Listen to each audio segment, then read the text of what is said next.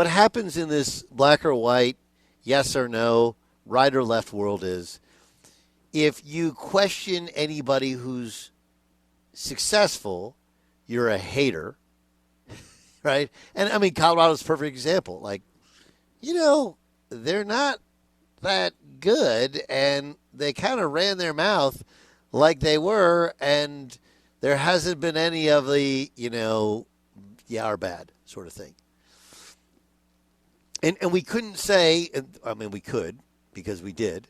Colorado's way better than they were.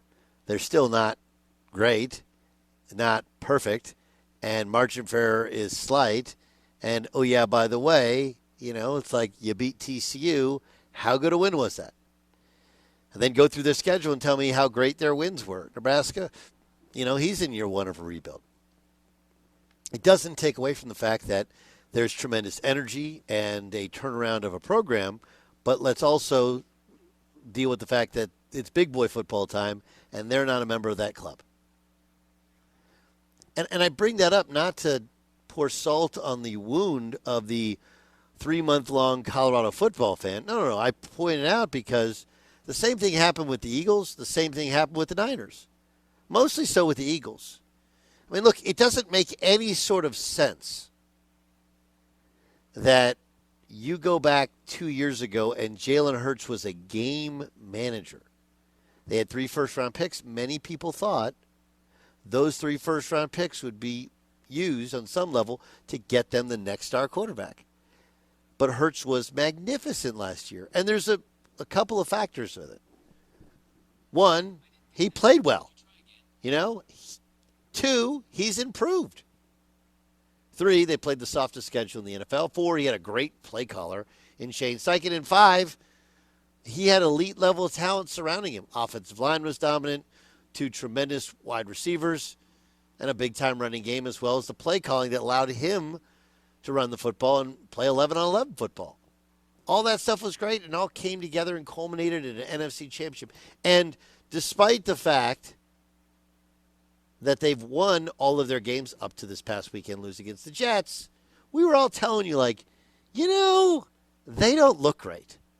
They're finding ways to win, which is the sign of, a great team. You just find a way. And some of it you put on the fact that you don't have Shane Steichen. You got a new play caller who hasn't called plays in the NFL. They do have some new pieces on the offensive line at running back. They're not perfect. And their schedule is slightly, although not terribly difficult to this point, it's slightly more difficult. But I think part of it is Jalen Hurts went from game manager, I think we can survive with him, to, for a period of time, second highest paid quarterback on the planet.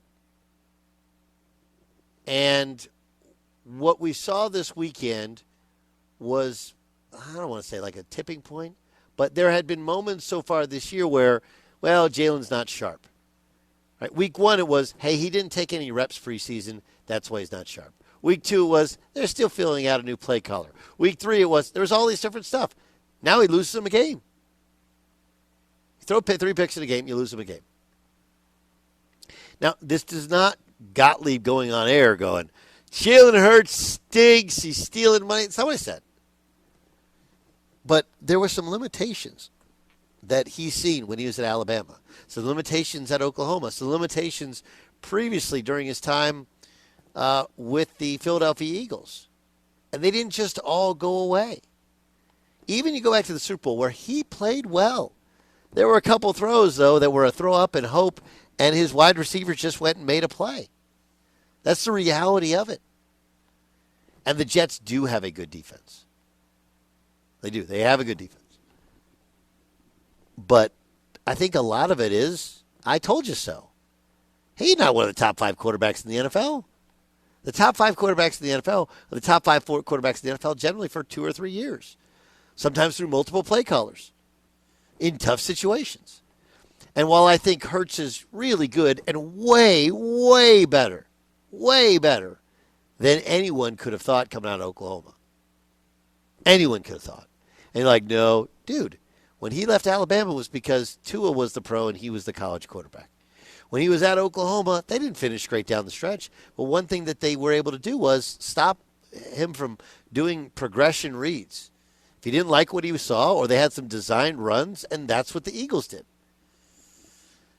And so people are kind of figuring him out a little bit, and we'll see if there's a next wave of Jalen Hurts, if he can continue to evolve as people are taking away some of his favorite things and making him do some of the things he doesn't love doing. And he's not crazy accurate at times. He's not awesome at going through the progressions. He's everything you want off the football field, everything you want in a person. And a leader, the question's just always been about his football talent.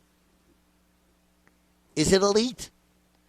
And I've just thought, wait, how do you go from being a game manager to being a superstar in one offseason? That seems weird. And now there's been some regression towards the mean. And I think you could see the same thing coming with Brock Purdy. This is not me saying, it's like, oh, you think Brock Purdy stinks. No, but there's a reason that he was a 7th-round pick, the last pick of the draft. Every team in the NFL, including the Niners, had 6 other opportunities to take him and passed. Most teams had 7 opportunities to take him and passed. In a league that values the quarterback position far more so than any other position, they had a guy who'd started his entire college career, who they'd seen a ton, and they're like, yeah, and you saw why this weekend. Like, well, he lost 2 of his best offensive weapons. Yeah, and that's where the real dudes step up and make plays anyway. And if you want to say it's just me saying there's some limitations on Brock Purdy, that's fine. I can be the hater. I'll be the bad guy.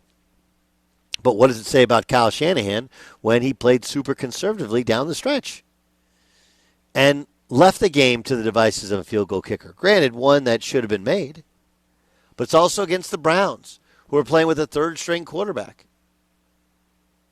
And we can go on and on about the Browns' talent defensively. It's obvious. And other members of the Niners didn't play great. And they did lose Christian McCaffrey in the game. But if you don't see the lower ceiling on Brock Purdy than possibly is needed, with the overall best, most talented team in the NFL, I can't help you. And look, it's by design. They know. They thought young quarterback contract, that's what we can build a team around. That was a decision with Garoppolo. Plus, Garoppolo, who I know he got hurt again yesterday, he's always hurt. So there was a cost-benefit analysis there. And they missed on Trey Lance, who they thought had that next step in terms of he had the level of talent and he could make the rookie contract. Well, they missed on that one. So they end up settling on Brock Purdy. I continue to think Sam Darnold's the best option on that team because he has elite-level talent. He just had never played with an elite team or with elite coaching. But this is me saying, yeah, I'm okay saying I told you so. I'm okay being the bad guy. I don't mind that whatsoever.